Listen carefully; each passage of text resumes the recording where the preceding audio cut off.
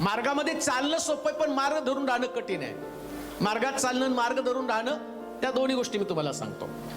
कधी कधी एखादा मार्ग जर काट्या कुसड्याचा असला ना, तर मार्ग आम्ही बदलतो. तो मार्ग धरत नाही, मी दुसऱ्या मार्गाने चालतो. धोपट मार्ग, सरळ मार्ग, जिथं अडचणी नाही, जिथं समस्या नाहीये, आणि अशा मार्गाने जायला आम्हाला आवडतं.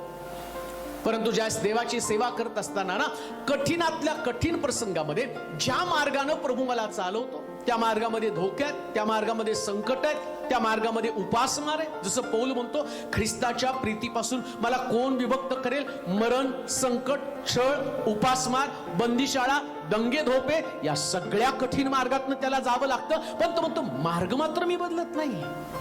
देवाचे प्रिय लोक हो, हा मार्ग जो तुम्ही निवडलेला आहे, हा मार्ग फार कठीण मार्ग आहे, पण सेवक मात्र त्या मार्गामध्ये चालत असतो बरं का. तो नाही माघारी जात, कारण त्याला माहितीये त्याला अनुसरणाऱ्या खूप लोकांचा लोंढा त्यांच्या मागे आहे.